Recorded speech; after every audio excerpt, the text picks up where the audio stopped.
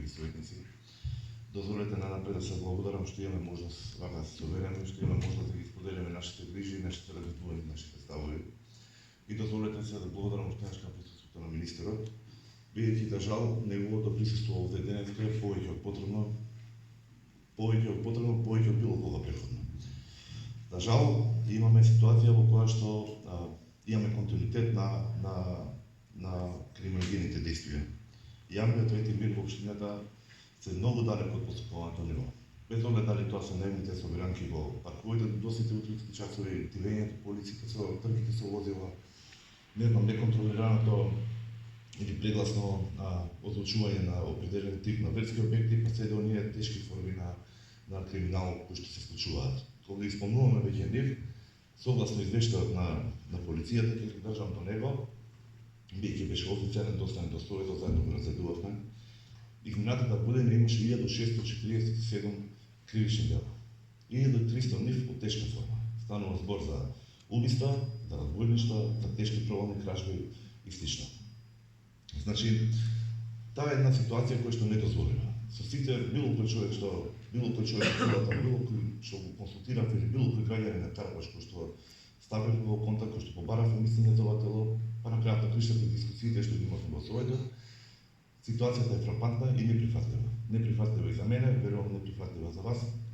Не знам дали министерот прифатлива и од ваша аспект ваква ситуација. 1647 кривични дела. Не би ни изненадило на толку висок степен доколку имавме ситуацијата и со лошата состојба во полициска станица Карпаш. Ние веќе алармиравме за ова преходно. Имав уште потврден 6 месечни од извештај кога што началникот исклучи во пресек на полициската станица, подаривме едно возило, тогаш побаравме да дајме уште едно, треба само да подобриме ситуацијата. Но гледаме дека ситуацијата не е подобрена. Полициската станица се соочува со тешки проблеми и од однос на човечките ресурси, но исто така и однос на техничко-материјалната оправеност. Немаат нови униформи, не знаеме која последен пат биле на каѓање, димната психофизичка способност да се соочат со овој криминал доведена е веќе во прашање. Зошто не се случува на општина Карпаш? Зошто не се одвојуваат повеќе ресурси? Ние овде како локална самоуправа можеме да се потрудиме, можеме да имаме дискусии, жолчни дискусии, но сепак тоа е надлежност на Министерството за внатрешни работи. И кога имаме вакви ситуации, каде што имаме голем дел на ритични моменти за одржување на овој степен на криминогенна сигурност. Значи имавме, пазите, после 6 месечни од извештај имавме 700 криминогенни дела тешки. Сега гледаме на крајот на годината дека имаме 1400.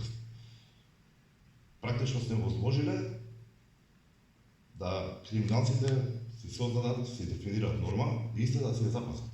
Имаат услови дори да се зголемат на овој период. И во услови кога тоа не се случува, ние имаме дополнителни оптоварувања на соризици од типот на центари за зависници за дрога, имаме на границата за воѓа на вистината во Избегова прифатен центар за странци и конечно серија на одлуки од владата објавени во Службен вестник кои што го тангираат центарот за мигранти. Затоа би сакал директно дека искористам оваа прилика до министерот директно да запрашам дали тој центар владата решена по секоја цена го гради во Карпаш, на неколку километри од центарот на град Скопје. Доколку ние имаме проблем да намалиме стапката на криминални действија, условно кажано овие што не се домашен производ, дали мислите дека ќе имаме ние капацитет да се справиме со таков центар кај што многу поголеми држави, многу поголеми капацитети, држави со многу поголема историја имаат сериозен проблем со ваквите центри. И благодарам.